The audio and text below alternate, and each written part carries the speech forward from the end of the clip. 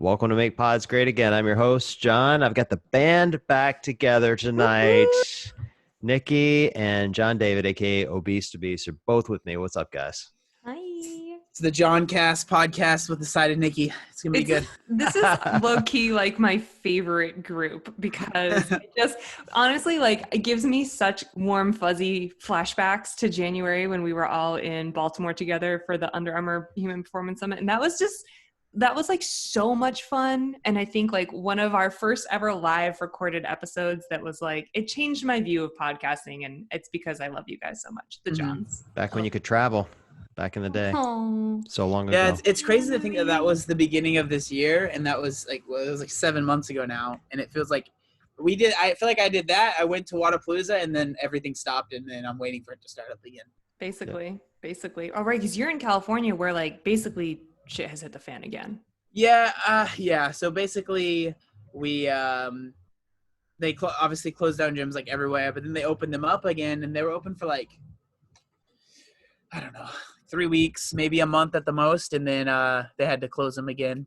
So we've been doing right now, I'm not sure if you can hear, but there's music in the gym playing, and so we've been using the gym, but you can't be inside, and so outside we have a big parking lot area here, and so we can use that, but it's at least we can do that. It's just really hot here right now, so totally. It's be careful when you if you do decide to work out. But people are I can't work out at home anymore. I think honestly, I almost feel I would have rather they just stayed closed, because it's you get a taste of the good life, and then they're never mind, gotcha. And then gotcha, bitch. Yeah, I know. I honestly I keep forgetting that the rest of the country is still in such turmoil, because in Rhode Island and mainly New England now, things have gotten so very much back to normal. I mean, everyone wears masks everywhere, but that feels like the new normal. So I don't find it bothers me. And I have personally felt a little bit weird about working out. We've been open since June 1st, all gyms, but I was a little bit weird about working out indoors with people. So I was using an outdoor station. My owner built outdoor stations, or doing some home stuff still. But this past week was the first week that I had ventured indoors with everyone. And it feels just so normal. So I always forget that there's other parts of the country that are not necessarily in the same boat. I hope y'all get here. It's pretty sweet. We don't have any of those problems in Ohio. We've been working out inside for a couple months now, and I went this morning, and nobody's wearing masks. You're required to wear a mask everywhere you go in Ohio, but they don't require it when you're working out. But the coaches have to, which is really weird. So the coach is yelling instruction at me, and it's like Bane from Batman, trying to tell me to lift. I'm you gotta speak up, dude. I can't hear what you're saying. I was born in the darkness. Exactly. What? I mean, squat lower. Oh man, this workout this morning, seriously. So I got up at 4:30 to go to the 5:30 a.m. class. I don't know when the last time I don't know the last time you guys went to one of these classes. Let me paint the visual for you. It's been a long time for me.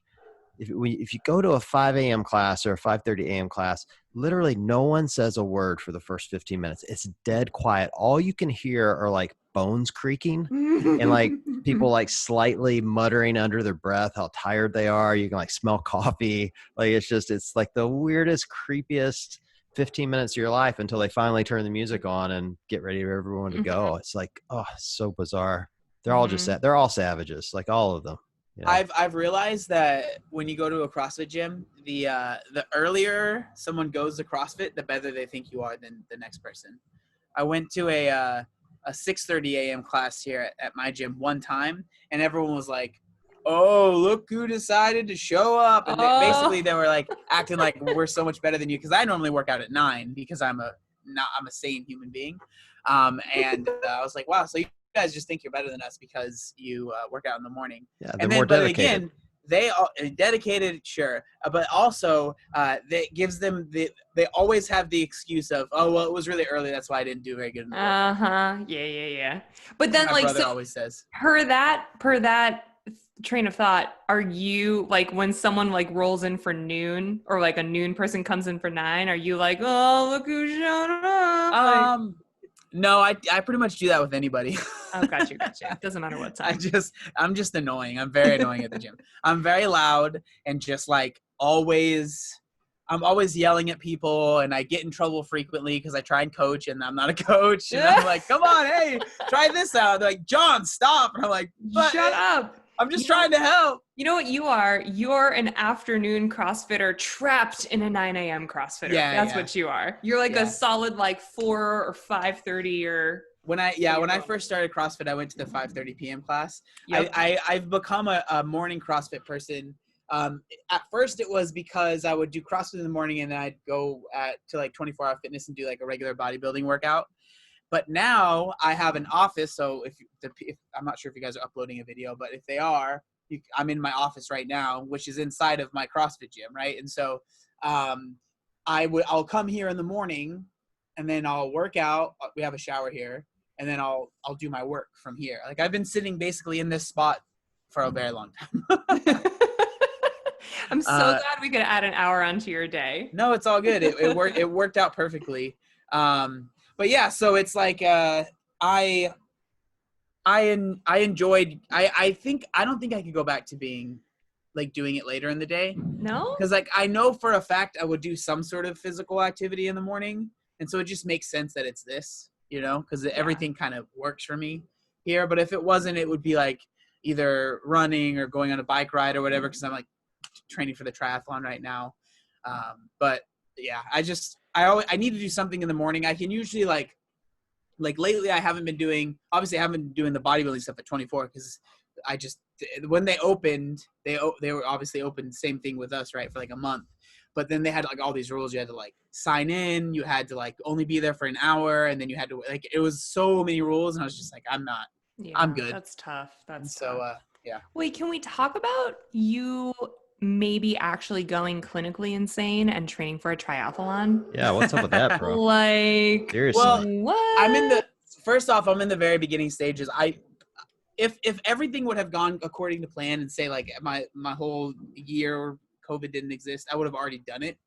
But I like was getting ready I signed up for one basically like right as everything was about to close down. Obviously I didn't realize it was going to close down, and I was supposed to do it at the end of June. And then obviously that didn't happen. And so I was like, during all of quarantine, I didn't want to go and like buy a bike because the bike I ended up getting was like $2,000, right? So it's an expensive bike. And I wasn't about to buy that expensive of a bike without sitting on it and seeing it in person. I'm not just going to order it online, you know? And so I like waited all of quarantine, and then things finally started opening up, and then I was able to get the bike. And so I basically right now, I'm not even really technically in training for one because I'm probably not going to do one until next year because I actually want to train for it because last year I did a marathon and trained for 7 weeks. What? And almost died. So yeah, I did a marathon in 2017 and I trained for a year. Yeah, I trained for 7 weeks. I was like, I do CrossFit, let's go. No way. I was like, I do CrossFit, I need to train for this shit for a year. Can we do not run? How long did it take you? It took me 4:45-ish. It took me 5.5 hours. I mean, that's like not that, like I was doing good. I was like, all right, dude, marathon, let's go. We're going to have so much fun. Like, I'm going to kill it. I'm going to make sure I'm not stupid. I don't want to bonk. You know, I don't want to hit the wall. Like, we got this. First mile goes out, and I'm like, you know what? I feel pretty good. I'm going to go faster. And then by the time I get to the half marathon, I realized, I just PR'd my half marathon time. Wow. This is probably not very good. But at the same time, I was like, you know what? I still feel good. YOLO, let's go. Negative split. Yeah. And then I end up doing fine. I get to mile 17, and I had family waiting for me there. And so cool. In my head, I started kind of hitting a wall, but I was able to push myself to get to them. And I was like, that's what in my head, I was like, just get to them. So it was good because it helped me get to them. But once I got to them, I was like, I'm done. I am done now. Yep. So I ended up like up until then I was running the whole time. I had to stop and walk for a while. Yeah. Like I had to eat a half a banana. I had to drink some salt tablet things. Like I ended up making a friend. Like I was on the phone with my girlfriend at the time and like just talking to her, basically being like, yo, I feel like garbage. And then I this other guy was walking. I was like, yo, what's your deal? And then we talked for a while. I forget his name. He was a nice dude. And then like through that conversation, I started feeling better. And then I was like, hey man, I think I'm going to continue running. And he was like, all right. And then we went off and, well, we didn't go off, but I went off and ran off into the sunset together. Well, kind of, because at that marathon, I did the San Diego rock and roll. You end up running up the 163, I think that's what it is, but it's a freeway. You run on the freeway, but you run uphill, and you're literally running uphill for about 2 miles. So I ran to that part, and then I was like, okay, let's power walk up these 2 miles. And then I ran the rest of it. So that was 100% because I just didn't train enough. Like the thing is I like doing these challenges, right? Like the marathon and the triathlon. I haven't even done the triathlon, and I really haven't even started training for it. But like the reason I do them is just because I want to challenge my body. I think like it comes from a weird, like I was, at one point I could barely bend down and tie my shoes. I couldn't bend down and tie my shoes. And so now I just enjoy, like, I want to challenge myself, but I'm not like super crazy. Like I challenge myself to a certain extent. Like I'm not trying to be David Goggins out here and run 200 miles. Like I challenge myself to where my body is still relatively healthy and like I can have Yeah. And so, no, that's what I said too. I was like, bucket list marathon for sure. And when I was done, everyone was like, are you going to do like an ultra marathon? And I was like, F no. Are you kidding me? Like, not only am I going to do that, I am never doing this shit ever again either. Like, it was awesome. It was the coolest thing I have ever done. I really, really stand by that. I ran New York and it was like epic. If anyone ever has the chance to do it, it's a grind, but you can train for a year or for 7 weeks if you're John.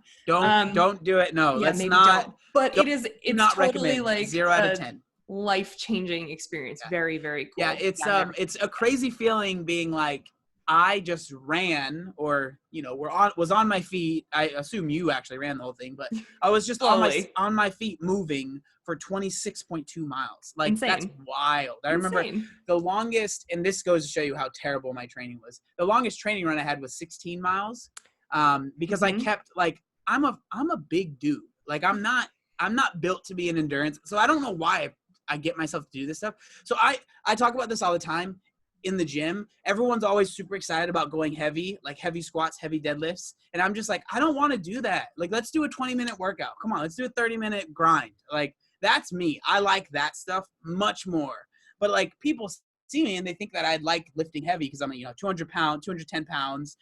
I don't like it. And so like, I enjoy these really terrible long distance things, but my body is not made for it. Like I was the heaviest dude. Okay, I wasn't the heaviest dude at the marathon, but like I am not built to be a marathon person at all. But for some reason, I don't know why, those are the types of things I like to challenge myself with. I don't know. We are like the same human because I'm exactly the same way. And people see me and they're like, oh, do you want to like do like heavy jerks today? And I'm like, no, I want to do like a 20-minute long, sweaty, gross thing. You know why though? Because I like redline under heavy weights. And if it's a long endurance-y kind of WOD, then I can just pick a pace and cruise. Yeah, it's true. Well, look, John, the marathon thing is because you were unfit at one point in your life. Like I ran a marathon once, a couple of halves, like a couple other endurance races. And it was because in my mind, that was always the pinnacle of fitness. And so I had to achieve that. And I think that's why people do it. Mine went so bad. I had the same experience you did. I got to mile 18 and hit the wall, but I trained far longer than 7 weeks. Makes it way more embarrassing. I PR'd my half. I felt awesome. I also said YOLO, and that was a really bad idea. I get to like, as long as I live, I will never forget this. I think I broke my foot at like mile 20 because it hurt so bad I could barely move, but I was not coming off the course. Like I trained for, 16, 18 weeks, and I'd been doing 20-mile runs on the weekend. Right. So I'm out there and I'm like barely running. I went from running, I was on pace for a 4-hour marathon. Gross. Through mile 18 or 19. And then I immediately went like the last 3 miles took me 45 minutes. That's how bad my foot hurt. And so I'm running and I go past this aid station and a nurse comes out. I'm across the street from her. She sees me from like, it was like 30 yards. And she yells at me. She's like, are you okay? Because I must have looked like death. And I yell back. I'm like, well, do you have an epidural? And she goes, no. I'm like, then shut up. And I just kept running. Leave me alone. I just kept going because I wasn't coming off the course. And when I finished, I just started crying. Like it was that same feeling of like, I can't believe I accomplished this because that was the pinnacle of fitness. Totally. And like you said, I will never do this again. And since then I've run 3 or 4 more races, but what's the best time you've had? Oh, I've only done one marathon. Oh, okay. One. I did a couple of halves. That half, I ran like straight up 2 hours for that half, and I took 3 potty breaks. Like I stopped to pee 3 times because I was drinking so much water.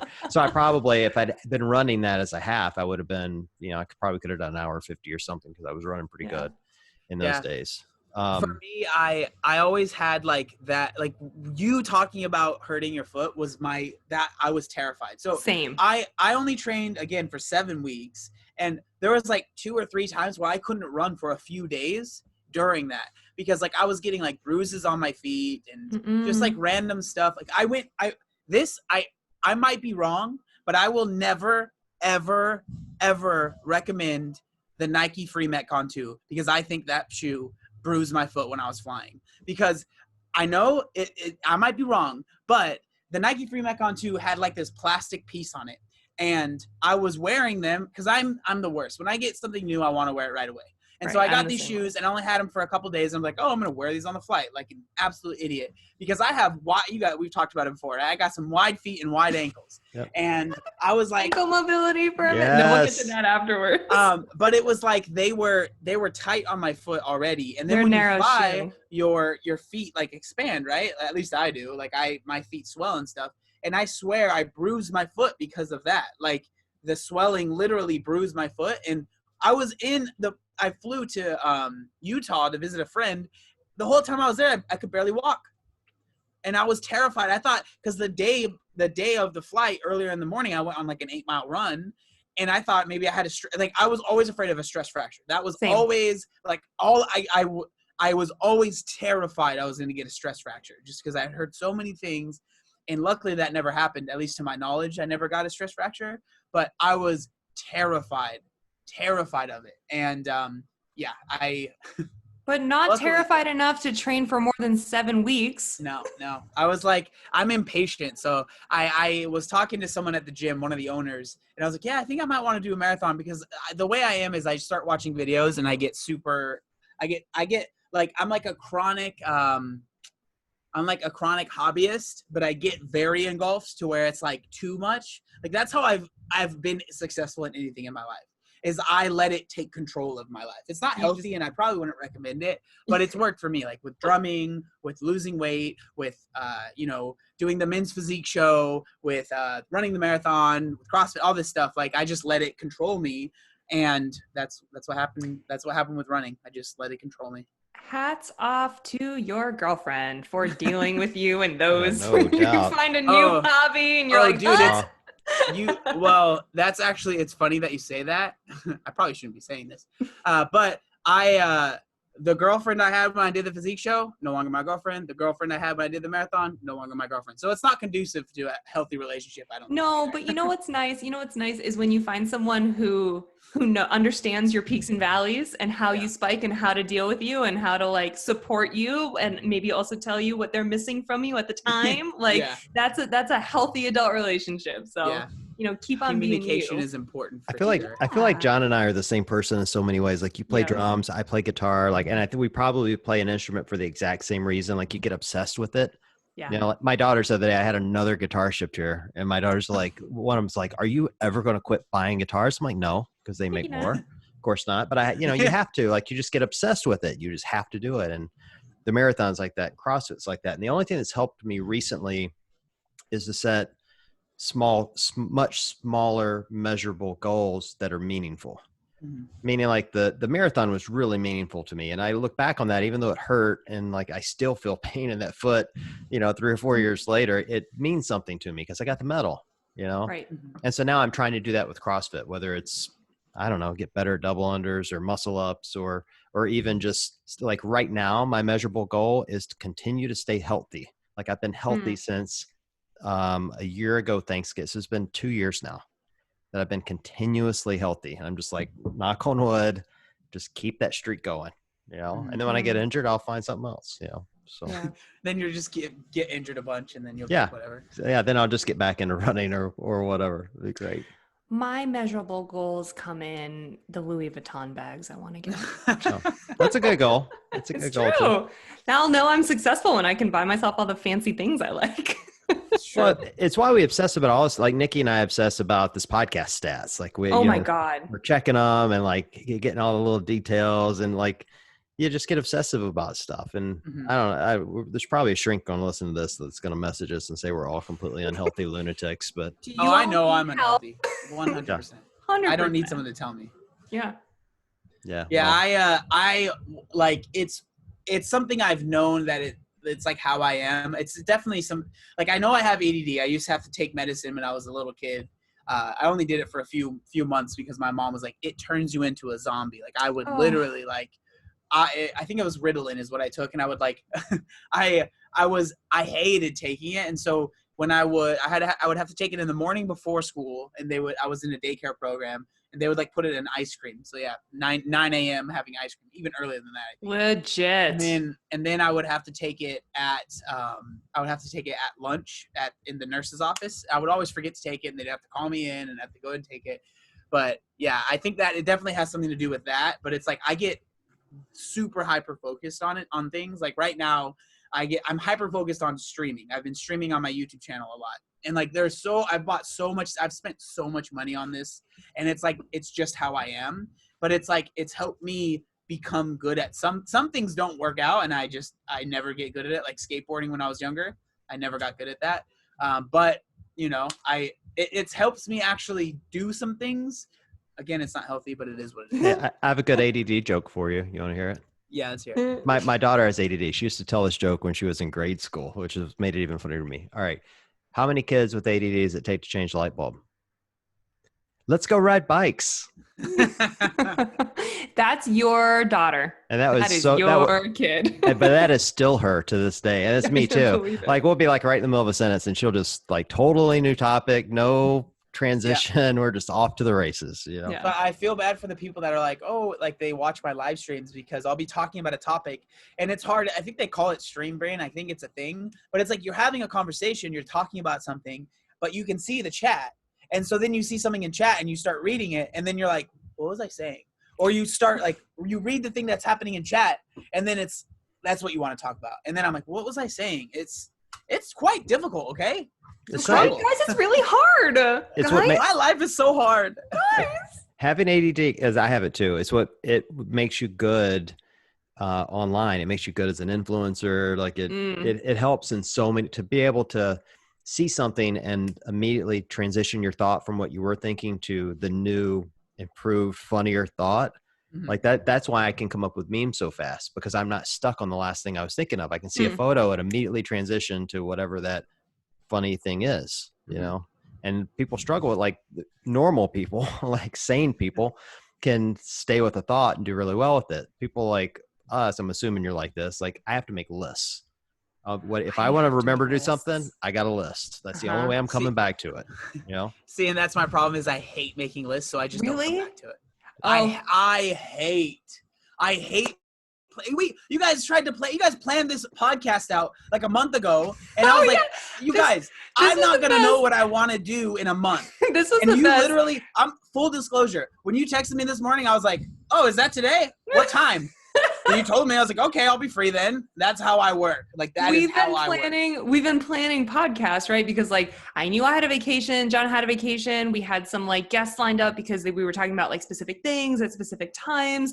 And we knew we wanted to have John back on the show. And so we were like just looking at the calendar and in my head, because I'm not ADD, I'm a planner. I'm a focused planner. I was like, let's just put something on the calendar in like 3 weeks so that we know we're all going to be here. It's going to be like, you know, planned and ready and whatever. And when I texted John, I was like, hey, how about like the 21st at 7? He was like, I don't know when I'm going to be doing that. So far and I was away. like, okay, I'll send you the link. Well, and props to you, John. Like, even though you didn't remember it, you didn't blow us off like our most recent guest. So I don't want to hear it. I would never blow you guys off. I come on the podcast so much that we do a whole podcast. You don't even use it. I know. How's true about that? That's true. No, can I tell you that was like the saddest thing. Not our fault. That's Greg Glassman's fault. No, no, trust me. I 100% expected it because I was like, so for context, the people that are listening, we recorded a podcast like, I don't know, it was probably a week before CrossFit blew up. Mm-hmm. And so we're talking about whatever, just nothing really in particular. And then all this stuff happens and I'm like, there's no way they're releasing this podcast where people are gonna be like, dude, really? What about all the stuff that's been happening? So, well, and you know what happened was like afterwards, because it was a great show, and we had like a bunch of stuff that rolled right out of like Glassman and then Eric Rosa and then all the diversity folks that we had on. And so by the time we got back to the edit, we were like, this is so out of context. It just doesn't make any sense. Like no one's going to want to hear about how we were like, what is quarantine like? Yeah. Do you know what I mean? Like it was so out of context that we figured we'd have John back. It's because I have such a crush on being on the show with the both Johns that I was like, sorry, we can't run it. Let's just this one's probably not going to get out either. No, I'm going to go take that. I'm going to take that old episode now and I'm going to overdub inappropriate questions over your answers just to troll you. Director's cut. John, how do you feel about treating women nicely and have you rail it on space? I hate that so much. I can't stand them. Really the best. He's so good. Oh my God. Well, so I want to know more about your live stream recent work because it's like that's a field I like don't know anything about. And well, I don't know anything about it either. So you're about to. No, so I've been. Again, it literally is it's something that I was like, oh, this, like I started watching people that were streaming stuff that literally has nothing to do with fitness. I don't even know if there's many people that stream about fitness, but it's like commentary stuff. I just was like watching it. I was like, that looks like fun. I feel like I've done I'll do live streams on my Instagram quite often and stuff. And I was like, well, obviously there's like doing it on YouTube because I do it on YouTube. I don't do it on Twitch just because I already have like subscribers and stuff on YouTube, so I'm not trying to build a whole new thing. But so for me, it's just fun. So I'll just sit there. I usually live stream pretty much like 1 p.m. PST, PDT, whatever the correct time is. At 1 p.m. my time, and I just like I'll have like so I have a whole Discord server now, which I didn't know anything about, but it's like basically I've built this whole community on this Discord, right? And there's like hundreds of people on there and they're always just talking about weight loss and about fitness and stuff. And then I have like a portion of it that says like reaction requests, right? And so people will send videos there that they want me to like react to or talk about in the live stream. And so a lot of times it's about, because obviously like my channel, my weight loss channel, that's like Obese to Beast, I talk a lot about health at every size and like fat acceptance and all this stuff, right? So I'll do a lot of like live reactions to those types of videos. So that's like part of what I do. But then I just like talk to people and like they ask questions and like then I'll just like have random people on and we'll just have like it's not even really like we're having like I'm interviewing someone. We'll just have a conversation and hundreds of people are listening. So you know, so it's just like it truly is. I think I've done maybe 7 live streams, right? So it's like very new. But I'm really excited about it. And again, like I am right now, it's kind of funny that we're doing this podcast in this space, but like my headspace is very much so 100% very focused on live streaming. And I know I'll probably listen to this in 2 months and I'll probably still be doing live streams, but I would have got all this, like I've spent so much money on stuff. Like I have a second monitor now. I have like so much stuff, but it's a lot of fun. And like luckily I'm able to do this stuff. Like this is my job, creating content. And so I have the free time to do it. And basically it's just part of my job now. So yeah. I love it. It's cool because it sounds to me like it is almost like a more intimate conversation because like people are really asking you questions and they're like sending you videos of themselves to react to. So it's like, it's this very personal, very intimate way of connecting with people, but at the same time, like hundreds of people can watch.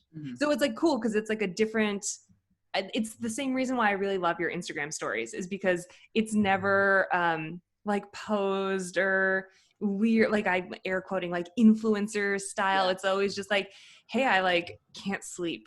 Like let's talk about like what I had for dinner. But it's that kind of like really cool personal intimate conversation, but a whole bunch of people can watch. And that's honestly my favorite part about your channels because you're always talking about things that I feel like some people it triggers them. It's like really sensitive. Like people having a really hard time with their weight or losing weight or not accepting their body or whatever. And I really love the down to earth, normal perspective you can give, and the honest feedback, sometimes hopeful, sometimes maybe tough to hear, but like you lived it, so you can say it. That's what I love about like watching you on all those. A long story short, you have a new subscriber. No. Yes. Yeah, I just watch his story so people can ask about his dick size. That's my favorite part. Oh my God. Can we do that? Can we talk? Oh my God. Like your top 3 like most asked questions. That's number one. Top 3 most asked is, so one, I would say the first one, I mean, it's not fun. It's not a funny one, but it's like, how do I lose weight? Right. That's obviously probably of course number one. And then the second one is probably, does your wiener get bigger after you lose weight? What? Wait, can I pause? Like science. Do people not know how science works? Like how anatomy works? I think people, I don't know. I just know guys think about it too much. Like that's what 100% what it is. And why do you think I lost all this weight, Nikki? Jesus. Sorry, you really thought it was going to help. Well, it's just like, and I think it's become like a meme on my page now because I'll always answer the question. And, for those wondering, the fat around your wiener goes down, so the usable size of your wiener gets bigger. That's the answer that I always use. And then the third one is, why haven't you gotten loose skin surgery? And so those are the top 3. People are obsessed with that one. Like obsessed with it. It's 100% because so many people in their head think weight loss doesn't, air quotes, end until you get rid of your loose skin. Which I can understand, especially if you're someone that grew up, that's around my age, watching Extreme Makeover, Biggest Loser, all this stuff. Like a lot of times they talk about getting the loose skin surgery. So people see me and they're like, oh, like, why haven't you gotten it yet? Or when are you getting it? And it's a lot of people, like, it's hard. I think it's hard for them to see me with it because they're either trying to lose weight right now. Maybe they haven't even started, but they want to, or they have lost a lot of weight. And so for them, loose skin is a genuine fear that they have. And so when they see someone like me, it almost triggers them. But for the most part, people are very supportive and they're very happy like that I've made the decisions that I've made, which it's cool that they're happy, but I don't really care regardless, right? Like I'm doing it because I want to do it or not do it. But I think like so many people feel like I am not doing it. Like I think, and then there's a small portion of people that genuinely think I'm not doing it for monetary reasons. Like they think, oh, you're not doing it because you can make videos about loose skin and you can monetize it, or you're not doing it because you get more views or blah, blah, blah. And I'm like, what? You really think I would choose to live with this loose skin day in and day out and have it on me every second of the day so I can make a video every once in a while? Like if you really think that, I'm sorry, YouTube is not that big of a deal. Right. And those are the people that think that you like lost weight to become an internet star. Yeah, that would be quite the. I would have the big brain then. Like I would definitely have like a telepathic. I'd be able to move things with my mind because when I started losing weight, I think Instagram had just become a thing. Like it just started, and there was definitely no, I'm going to start this Instagram because I want to become famous or whatever. Right. Like, it was like, I feel bad that I'm posting so many weight loss things on my regular Instagram, so let me make another one. Like, that was literally what it was. I have a genuine question that I'm very curious to hear your input on that has to do with your top most asked question, which is how do I lose weight? Okay. Because every time I see you post like an AMA type of thing and, people ask that, I feel like your typical response that you only have like 50 characters to like write it in. It's like calories in versus calories out, right? Mm-hmm. Is that right? Yeah, it's caloric deficit. Like, right. I think, is that the end of the question? I don't want to cut you off. No, I have part B. Okay. Yeah. What is it? What about, so caloric deficit, but what about the argument that people say sometimes like you might not be eating enough to support you're laughing, but I'm genuinely curious because I hear that a lot. Like if you're working out a lot, you're going to retain because you might not be eating enough or not the right things or not the right quantities. I think that when people say that, I think they genuinely like mean it. Mm-hmm. But I think that is a very simple question that has a very complicated answer. Ooh. The reason, and I would say that you guys can probably attest to this, that most questions when it comes to fitness and like weight loss and health the answer is it depends. And so for each person, like I also get a lot of people asking me, because I struggled with binge eating and I've talked about how I got over that. And they're like, how do I get over binge eating? And my answer is always, well, it depends. Like one, I'm not going to tell you what to do because that's not, I'm not allowed to. Right. And second, what you need to do to get over that depends on how you got to where you are now and all of this stuff, right? So it's not just as simple as do this thing. I hate when people in the fitness industry make it seem like it's that simple, because I think that that's very disingenuous, because a lot of times they'll have this cookie cutter plan. They're like, here, just buy this thing and then you're good to go. It's not that simple. But so when people think they're eating too much and that's why they are, or they're not eating enough and that's why they're not losing weight, I've realized there's a couple scenarios. One is they genuinely might not be eating enough. A bunch of quotes there. So many air quotes. But it's 3 to 4 days out of the week they're really restricting, but they're not realizing that on some of the other days they are eating 4,000-5,000 calories, and they're not, and it might not even be intentional. They might not even realize it, but they are. So technically, I think you can say they're not eating enough, because if they were to up their calories a little bit throughout the week, they wouldn't have those, I don't want to call them binges, but they wouldn't have the urges to maybe eat a little bit more calories, and therefore they are in a surplus now, And so that's one of them. And then the other thing is, I think for a lot of people, I mean, I could go on forever, but I would say the main two is that one. And the other thing is people are just not good at tracking. Right. And like, I don't mean that as like you need it, but it's a skill. So it takes time. And people, I think some people will get good enough at it to where they can maybe get by. But if they're trying to lose those last 5 pounds, you might have to be a little bit more advanced with what you're doing, And so those are the two main ones that I've seen. And then there are genuine things, like maybe you do have some hormonal issues, like sure, especially women, it's a huge thing, PCOS and all that stuff, which I don't really understand. And I usually will always say, hey, I would talk to your doctor. Like but I truly do believe that the advice that I give to people and that I just give out free, on videos and stuff, will probably help conservatively 95% of people that are trying to lose weight. And then there might be 5% that are outliers that, obviously I'm sorry, I wish I could help, but it's all right. So I have a question. So if you follow this calorie deficit and you track, like you say, all right, I'm going to track, and you meticulously track your food, you stay on track, you meticulously track your workouts, you know how much you're burning on a regular basis. Does your dick get bigger? No, it gets smaller. It kind of. Yeah. Damn it. Yeah. What if you're tracking meticulously and you're starting to lose weight? Does your ankle mobility get better? Absolutely not. Sadly not. No, I think mine got worse. No, it didn't. For real? No. I think it's okay. Oh my God. I was going to say. There are so many factors that factor into the weight. Like I track all my food.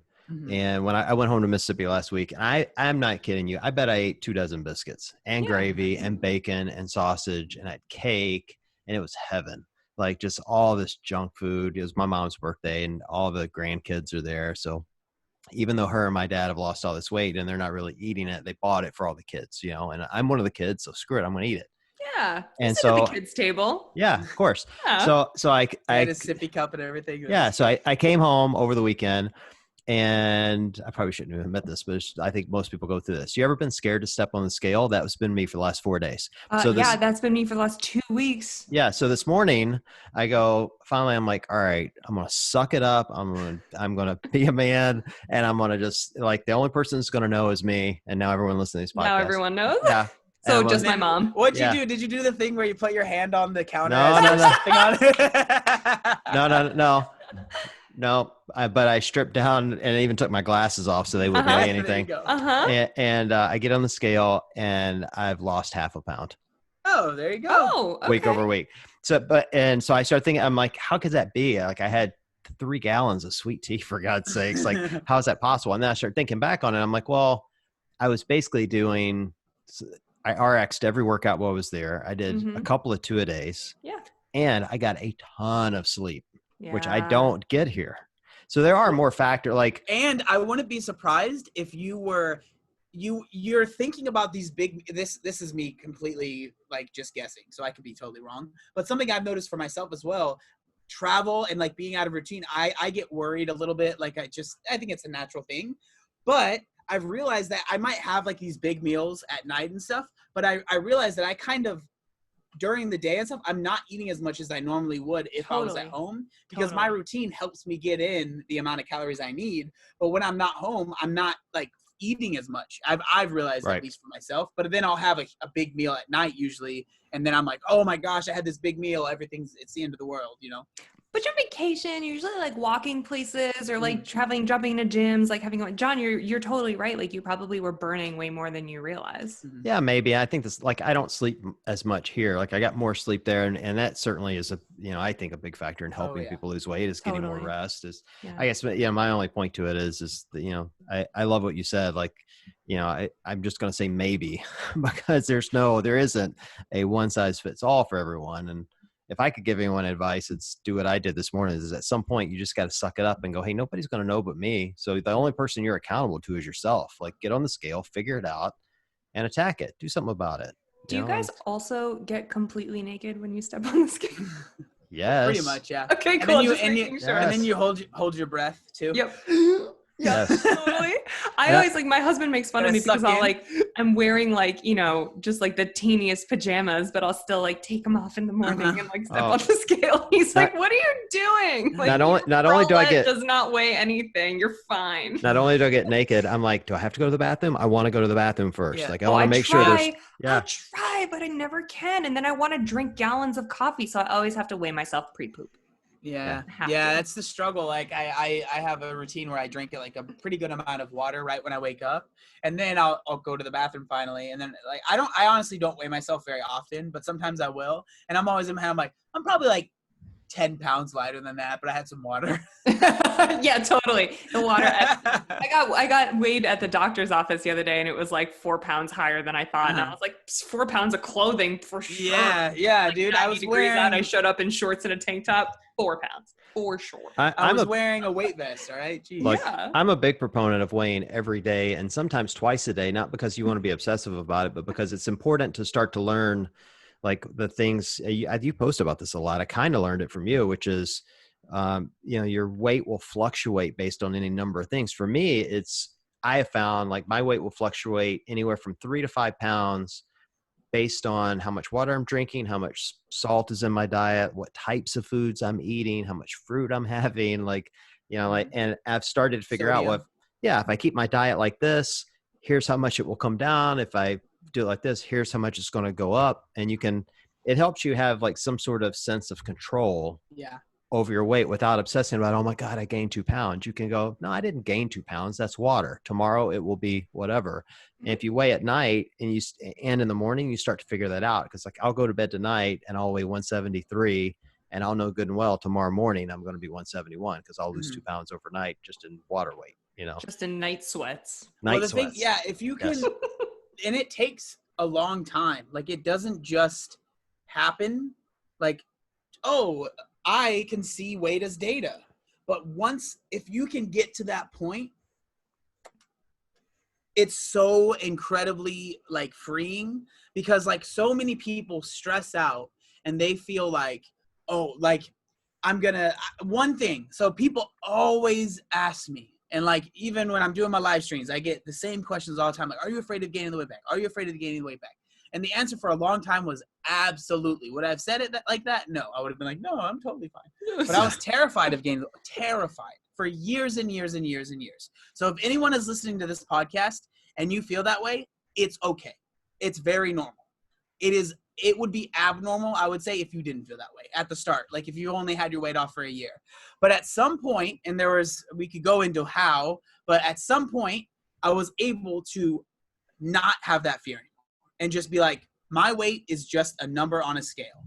But that is so much easier said than done. And so the fact that you're able to, like, everyone's like makes this huge thing about throw out the scale is terrible. And it's like, okay, if it becomes in your mind too much, then yes, get rid of it. You don't need it. But if you're able to see it as just a data point, then you shouldn't feel bad about weighing yourself every day. You know, I don't weigh myself every day, but if I weigh myself and I see that I'm 5 pounds heavier than maybe I thought, I think about, okay, how have my habits? Do I think this is fat? I think, okay, well, I've been eating like an a-hole, or I haven't been training very hard, or maybe I was injured and I wasn't able to move very much. Okay, that makes about sense. Or no, I just drank a lot of water or whatever. But that's all muscle. It's yeah, and also because I take tons of steroids, I just literally shovel them in my mouth, and but yeah, I know. But like, and so I just am able to look at it as a data point, but I understand that just saying that to someone, it's like, dude, come on, like that's not gonna help anybody. And so but it's hard to get to that point, and I want people to know, like, when you hear other people that might be a little bit further along in their journey, it's okay to not feel like you're there yet, but just understand that you can get there, you know. And that's kind of like everything that I post, everything that I talk about.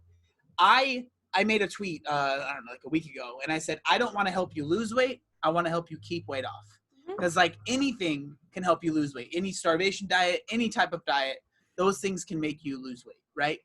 But are they helping you keep weight off? And most of the time, sadly, it's no. And so I want people to understand that you can lose weight and keep it off. And so, you know, that's kind of why I talk about what I talk about. That's what I do. I think that's a big reason why I think community is so important, and why I try to foster a community, whether it's on live streams or it's on my Instagram, or it's on, you know, the Discord that I have or whatever. It's like, I want people to have a community that they can talk to and feel a part of. Because if you're doing this on your own, like usually you can, you guys can attest to this, you can grit your teeth and bear something for so long, but eventually you're kind of over it. And I think for a lot of people, weight loss is that. They grit their teeth, they bear it for a while, but then eventually they're like, I can't do this anymore. And then that's when they gain the weight back, you know? Yeah. So. When you're counting your weight, John, do you count those bicep implants you have? Your arms are so damn big, dude. No, I don't do that. I don't take those into consideration, you know. I need you to quit lifting weights online, because every time you're like doing curls or some sort of lift, I'm like, why are his arms so big and why are mine so small? I'm just crying about it. A lot of it is 100% genetics, like without a doubt. Like yes! I think it's silly when people are like, yeah, I just worked really hard. And I mean, of course, right? Hard work pays off, right? That's what our Lord and Savior says. But I feel like I should cross the sign of the F. Okay. But it's like, like if you see someone, I forget who said this. It was a long time ago when I first started like looking at fitness stuff. Like usually, if you see someone with a really developed body part, that's probably not the person to ask how to build that body part.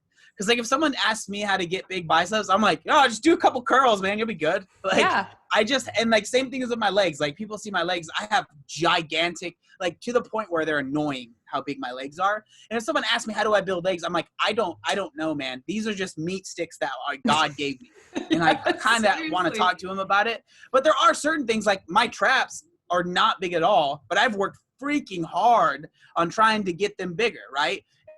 And like other things like that. And like, I mean, I'm not the best like bodybuilder person to ask advice for. I just like, you know, hey, work hard. I don't know. But like, it's so true. That is so right, because I have enormous traps and arms, and I always have, like my whole life, like pre-CrossFit. When I was in the ballet, I had like the biggest arms coming out of a leotard. You're like SpongeBob with the anchor arms. You're just like blowing them up. Just like blowing up. But and people comment on them constantly, which actually drives me freaking nuts, because like I don't great that I look like I could kick your ass, but that is a whole other rabbit hole we won't go down.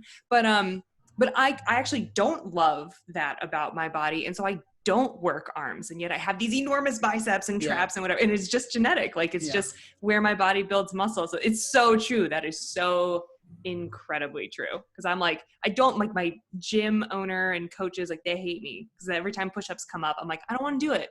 I don't want to do push-ups, because not because I'm like worried I'm going to get jacked, because I hate that argument too, because I literally am jacked and I don't like the way that makes me feel. Like, and also super humble too. I mean, but I don't want to be. I don't want to be like, I don't love. Dude, I don't want to be rich, you guys. Okay, like it's really hard. Well, actually, in fairness, just to say out loud one time, and I won't go down this rabbit hole, but like being a jacked chick kind of is hard sometimes.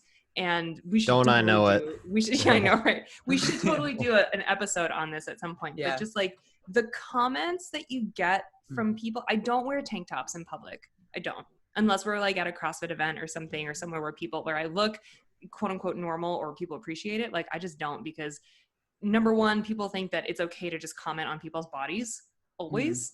And even if it is a nice thing to say, I'm just over it.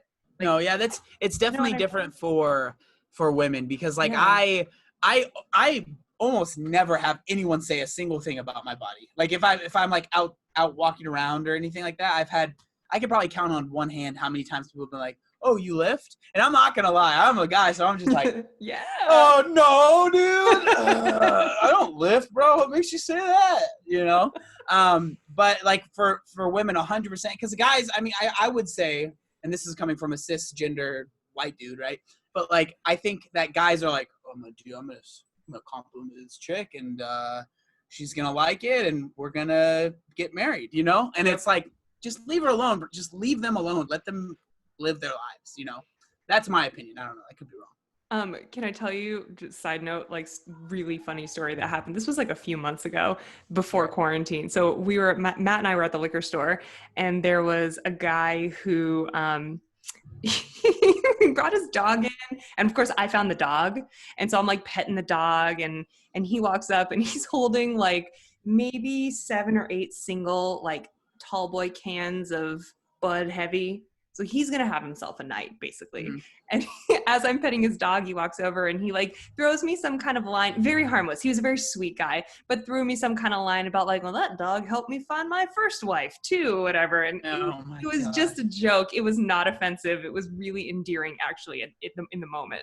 And at the exact same time, Matt like walked up behind me, and this guy was real short, and Matt is real tall. And he just like did this thing where he's like holding all of his Bud Heavies, and he like cranes his neck to look up at the same time that he's trying to hit on this guy's wife. And this like gigantor guy comes up to him, and all he said was, "Wow, you're big." Nice. See, oh my God. Said, like dudes like kind of like that in a sense. You could just see him puff up his chest and be like, "What did you call me?" Yes. And ever since then, like constantly, no matter what, like we're constantly giving Matt shit. We're always like, "Hey Matt, you're so big. So wow, big. So big." Say that to him next time you see him. I feel bad nobody comments on my body. I mean, other than when they tell me what a great ass I have, which is all the time. Which is all every the day, time. Oh my God. I don't have that. I have a flat butt. It's not. Yeah, I'm trying to build my butt. Take it out of my traps and put it in my butt. Same. Here's what I do get comments on all the time is being bald. All the time. Not okay. Like everyone just shut up. Well, and here's the like really sucked. So when I was in home in Mississippi, my hometown's Tupelo, and in Spanish, Tupelo means your hair. So you see where this is going. So I'm posting pictures in CrossFit Tupelo, and every Spanish speaker, and I mean every effing one, is sending me messages, you know, going off about how bald I am, and I don't know. Bald shaming, and I don't, you know, I don't want to stereotype all Spanish speakers, and they were all from Spain. They weren't like, you know, North Americans or whatever, Central Americans even. They're just all Spaniards for some reason. And so a couple of them, like I said, I'm like, you realize I'm not bald by choice, right? Like I'm actually balding. And one of them goes, "Lighten up, man." I'm like, really? That just like that? That's where we're going from? Like, I told you this isn't cool. You told me to lighten up. I'm like, man, dude, the internet is mean. So mean. Well, I think like help us build our peaches so they look as nice as yours. Yeah, I know. We need help, bro. Please. We'll all do squats. I think I think it's always a bad move if you make fun of someone and they're like, "Hey man, that kind of hurts my feelings." I think it almost never works to say, "Lighten up." Like I've never heard someone be like, "Oh, you're right. Sorry, it's fine." I was I did a really bad meme last night, and what'd you do? No, I'm not getting into it. We're not getting into it on this. Okay, first of all, it's at like 12,000 likes right now. So it was well respected, but I had like a couple of DMs that I knew I would get. And this girl comes in and lights me up right now. Full disclosure, prior to posting this meme, I had sent it was a little edgy, and I'd sent it to Joy and Claire from their podcast. And from the podcast, This is Joy and Claire, you should all listen. They're great. And they're raging feminists. And this is why I love them. Right. and they're good friends. And so I use them as a kind of a conduit. Whenever I want to do something I think might piss off women, I send it to them and say, is this inappropriate? And she read it. She goes, nope, it's good. She goes, and I get offended by everything. She's like, you're totally good. Well, this girl lights me up, just like a Roman candle, just blows me up. So I'm at this point, I'm texting Joy, I'm like, what do I do? Fire! Goes, no, I know. I'm texting her. I'm like, what do I do? What do I do? She goes, just tell her to calm down. And I'm like, yeah, that works. That's great advice. Thank you. That's what I'll do. Stop being so mad. Yes. Lord. Just calm down. Go work on your peach. You're being irrational. Women love it when you tell them that. Love it. Yeah. So all about it. It was so all good. About it. Girls definitely like that, or women. Yes. Yeah, for sure. I've started. This is super random, and you guys might not want to talk about this, but whatever. I've started to try and refer to women as women instead of saying girls. Yes, me too. Thank you. It's funny because, dude, I learn stuff live right now, right? Like genuinely, people are like in the stream, like, don't say that. And I'm like, what did I do? But like apparently, and I'm sure there'll be people like, that's so ridiculous, which is fine. You're allowed to think that. But apparently it's like, it's what's infantilizing. I think that's the word. Yes. Am I saying that right? I think so. But I know what you're talking about. I've only seen it typed out. So to say girls, because you wouldn't say boys if you're talking about a 30-year-old dude, right? And I was like, at first I was like, that's stupid. But then I thought about it, I was like, I mean, that makes sense. And if it doesn't change anything for me, I don't know. I don't really mind. So, I know that most women were like, that's silly. It's really no big deal. But I was just like, whatever. I don't know. Like, I'll tell you a joke I quit making off the same topic. So I quit doing that. A bunch of people messaged me saying the same thing. You wouldn't say boys. Why are you saying girls? Mm-hmm. And occasionally I'll still say girls if it makes sense in context, but I try to say women wherever I can. The joke I quit making, I've made it 100 times probably, which is you have a picture of, a girl who's like gushing and looks so incredibly happy. And the punchline is CrossFit women when you call them a beast, right? And it's funny and everybody gets a laugh out of it. And we've all seen that happen in a gym where you say to your female coach, oh my God, you're such a beast. And they're like, thank you. I've been trying so hard to hit that lift, Yeah. So I made that joke once and Amanda Barnhart came into the comments and she wasn't rude. And I love Amanda. She's a friend. And she just simply said, I've struggled with this comment from men for years. That's all it said. And as soon as she said it, it clicked for me. And I'm like, all right, I'm done with that joke. That's it. Amanda's a friend. Like, I love Amanda. She's a sweetheart. Like, she doesn't have a mean bone in her body. And if this offends her, I'm no longer going to do it. And so I just quit making the joke altogether. Yeah. And it's not that, I still think it's a funny joke for the record, because I see it happen in the gym. Like, I saw it over vacation where the female coach, somebody called her a beast. She's like, thank you. I've been working so hard on this, but there are people that struggle with body image. Yeah. And I think it's important to at a minimum to like kind of keep that in mind. Like now I'm struggling with, do I keep telling Matt Frazier short jokes? It's like, oh, it's so good though. Yeah. You're like, but I do. Yeah. I'm struggling with it though. I'm being honest. Like, well, that's hard, man. He can't control his height. No, like, it's true. That's very true. No more than I'm getting annoyed that people are making fun of me being bald, and I'm over here making fun of this guy being short. So like, he can control it, So, and I mean, if you think about, like, would you ever make fun of someone that for their weight? And most people would be like, knee jerk is like, no, that's mean, right? But you technically can change your weight if you really wanted to, right? And so I feel, I might get canceled for saying this, I feel like it should be less bad to make fun of someone because of their weight versus their height or their baldness, right? Because those are things they can't control. I'm not saying you should make fun. I'm not saying to. You're canceled, John. You're canceled. But it's like it makes more sense rationally if you think about it, right? To make like, okay, let's take away the height and stuff, but like, to make fun of someone's skin color is very wrong and it's racist, right? To make fun of someone's height is, people freak out and it's a big deal. But I don't think you should be able to equate weight to race. And that's something I deal with a lot in the body positivity spaces. A lot of people are saying that, like, saying anything about someone's size is the same as saying something about their race, right? And I'm like, okay, you shouldn't make fun of anybody. But like telling someone to maybe losing weight might get healthier is not the same as saying you'd be healthier if you weren't a person of color, Yeah. And so like, that's a whole life that I live that you guys probably don't have to deal with. Well, that's something I deal with constantly. there is always the balance of humor and satire. Like that's what I've been dealing with today, of people sending me DMs and comments or whatever. Like when you do satire and comedy, something that I find offensive may not be offensive to you. Mm-hmm. It doesn't make it less funny. It just means it's not funny to you. Mm-hmm. Right. And so to your point, like, can you make fun of somebody being fat? Maybe. Depends on the context of the joke. Like, Daniel Tosh, who's a really good comedian. He's like, I follow him and Dave Chappelle. Like, I love comedians that are really kind of outrageous and say crazy things. Even, as long as you feel like they're not, like their spirit's not mean. You follow me? Like they don't intend it. They're just like, they're intending to say these kind of bombastic things. And he has this entire skit about, you can say horrible things and still be funny. And he tells a pedophilia joke, which when you just say it out loud like that, you're, oh my God, that's a horrible thing.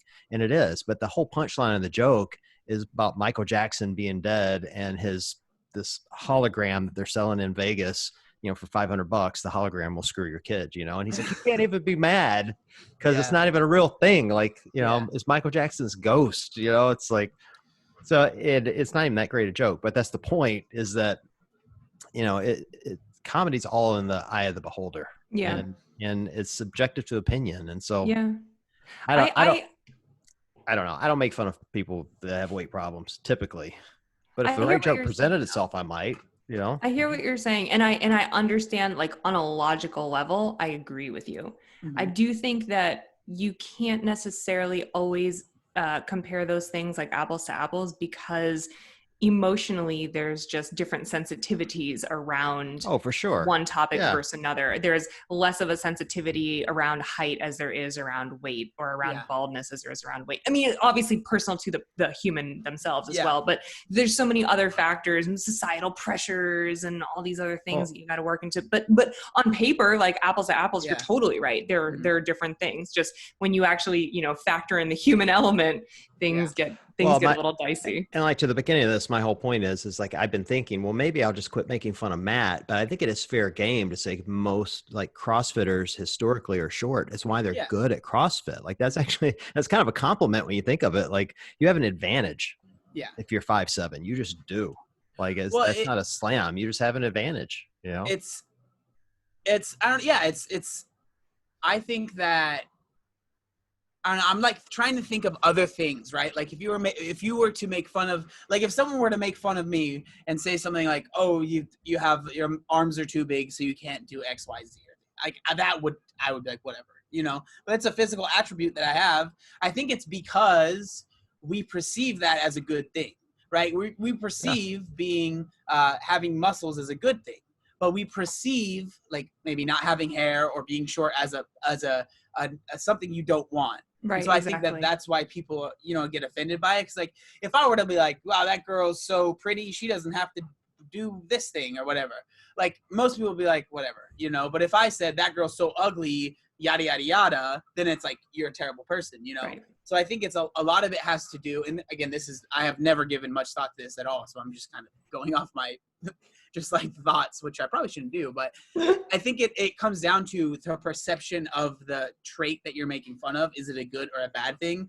And I would say it's probably not always the case, but usually if it's a good thing, it's okay to joke about that thing, at least in how society feels, right? It's okay. And if it's a bad thing, it's not okay. Dude, I've had adaptive athletes beg me to make fun of them, and I'm like, absolutely not. Dude, yeah. Like I know you'll think it's funny. I know everyone in the adaptive community will think it's funny. You guys are like 1% of the CrossFit community. I will get roasted for that. Everyone will think I'm the jerk, and that you're getting picked on, even though you're asking me to do it. Even if you're in the photo with me, I would get picked on. Like it's not worth it. So yeah, sometimes some things are even perception. Just too outrageous. Yeah, it's just too outrageous. But Totally. I'm still going to make fun of your huge arms, though, John. That's fine with me. I'll take it. It makes it, as long as you're not making fun of my ankle mobility, I'm good. Can I just chime in for a second? I just feel like the hot summer has gotten me like all sorts of tight and stuff. And the other day I tried to do like a back squat WOD. It was so gross. It was like 25, 23, 18, but like whatever, you had to end up doing like a bazillion back, like 85 back squats. And I think Dave had it in for us that day.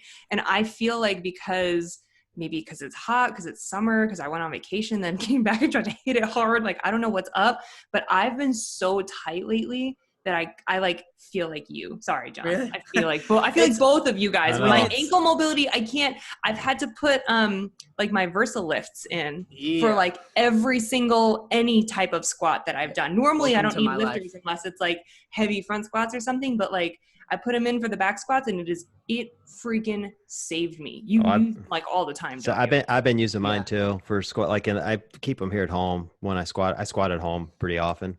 Again, working on the beach, and I keep a random pair of shoes downstairs, a pair of Innovates, and I slip those Versa lifts in because they're perfect for those shoes. I just pull out the old, put the Versa lifts in, and I'm good to go, man. And I just sit there and squat at them.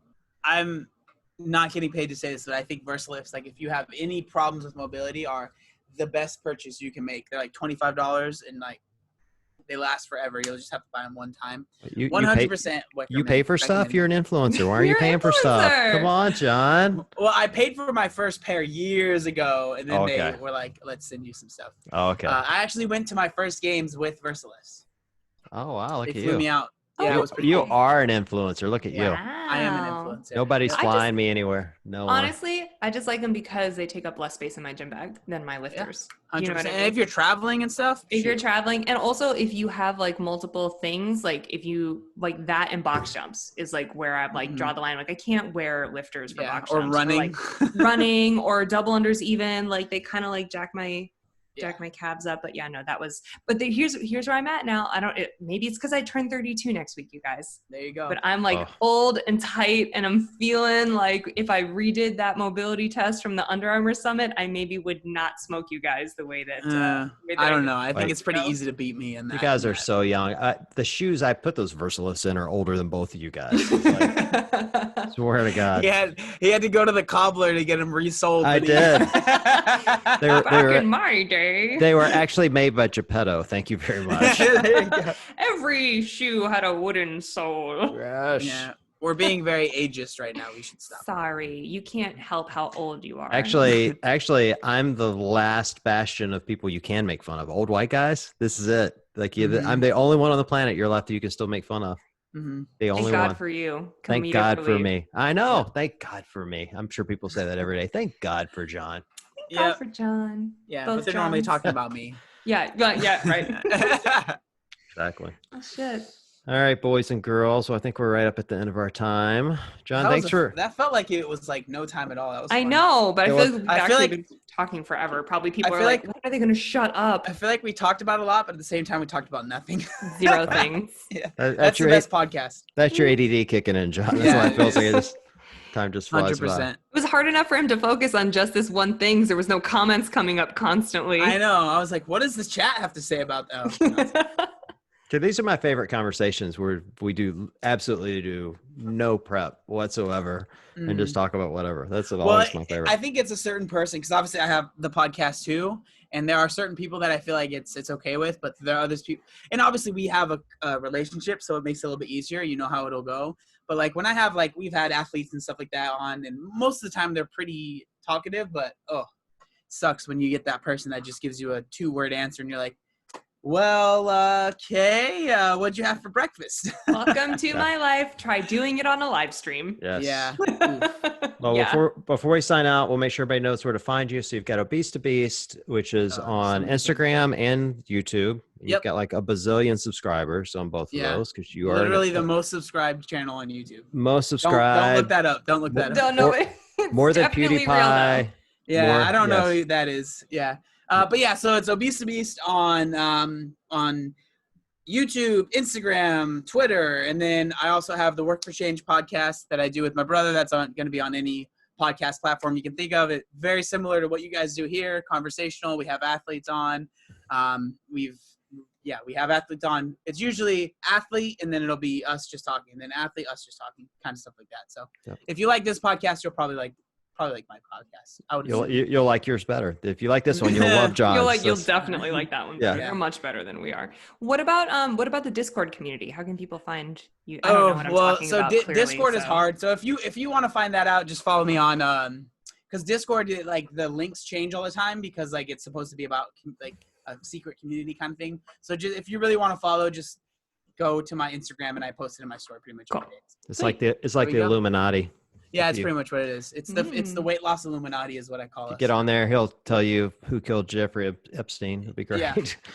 All right. Well, John, thanks for coming on, man. We appreciate it. Thanks for having me. And Nikki, thanks for reminding me how young you are. I appreciate that. And for everyone listening, thanks for being on tonight. We appreciate it. And we will chat with you guys soon.